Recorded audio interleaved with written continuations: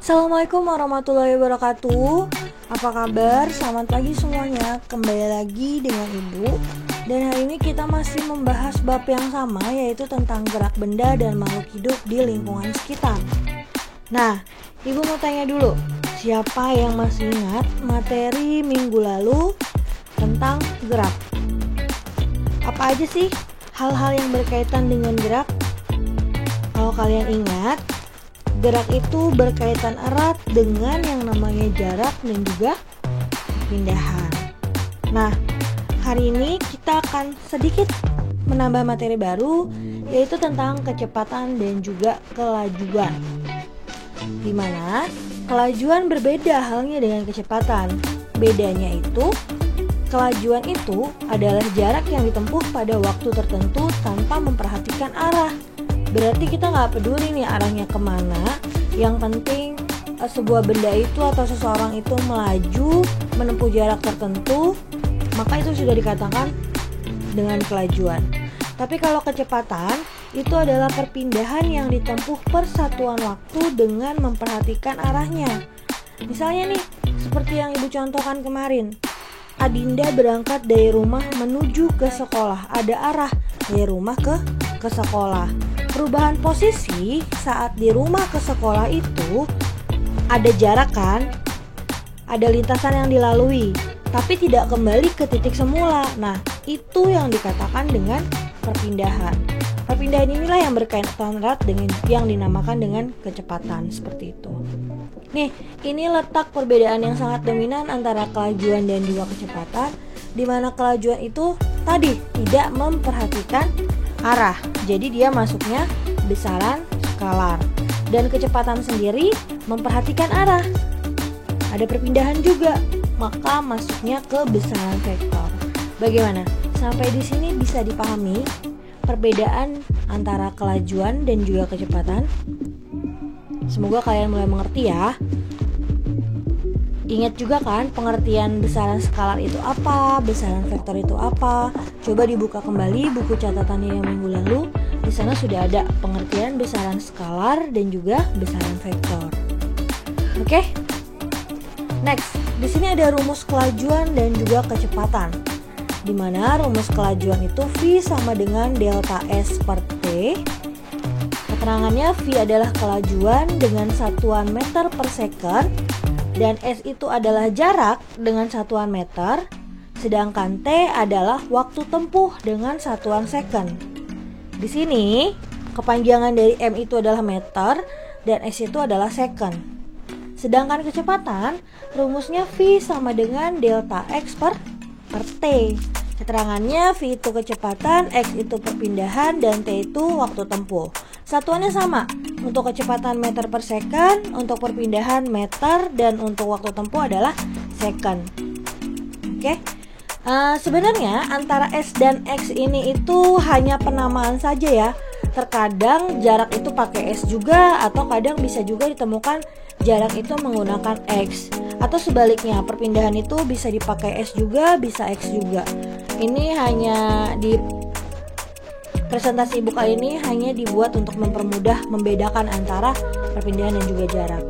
Lihat, di sini ada contoh soal. Contoh soal yang pertama itu Dahlia mengendarai mobil dari pukul 07.00 sampai 07.20 dan berhasil menempuh jarak 10 km. Hitung kelajuan kendaraan Dahlia. Penyelesaiannya diketahui T-nya itu dari 07.00 sampai 7.20, artinya selama 20 menit, atau kalau dirubah jadi detik jadi 1200 detik atau 1200 second. Dan S-nya 10 km, atau kalau dirubah ke meter jadi 10.000 meter. Dan yang ditanya kelajuan, rumusnya V sama dengan S per T, S-nya 10.000 dan T-nya 1.200. Kita coret dua angka di belakang jadi 100 per 12, atau hasilnya jadi 8,33 meter per second. Betul ya? Ini pembuktiannya ternyata benar, hasilnya 8,33 meter per second. Sebenarnya angkanya ini banyak banget, 8,33333, tapi kita hanya pakai dua angka di belakang koma aja. Lalu tuh yang per tuh gimana Bu nyelesainnya? Yang per itu dibagi, oke? Lalu ada contoh soal yang kedua. T Tere mengendarai mobilnya ke arah selatan sejauh 4.000 meter dan kemudian ia memutar balik kendaraannya ke arah utara sejauh 7.000 meter.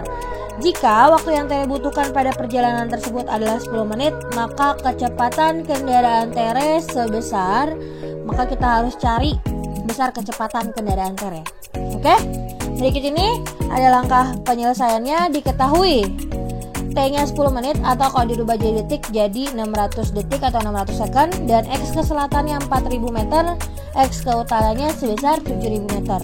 Dan selisihnya atau delta X-nya adalah 3000 meter, 7000 kurang 4000, oke?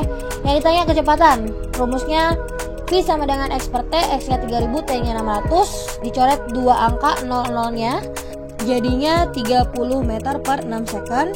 Hasilnya adalah 5 meter per second karena itu tadi dibagi 30 dibagi 6 second. 30 bagi 6, 5 meter per second. Oke. Di sini ada pembuktiannya. Kita lihat ternyata jawaban kita benar ya. Hasilnya adalah 5 meter per second. Silakan kamu pahami lagi dari atas sampai bawah gimana cara pengoperasiannya atau cara perhitungannya. Kalian lihat juga itu arah mata anginnya utara dan selatan saling tegak lurus sehingga kita cukup cari selisihnya, nggak butuh rumus lain untuk menghitung berapa delta X-nya.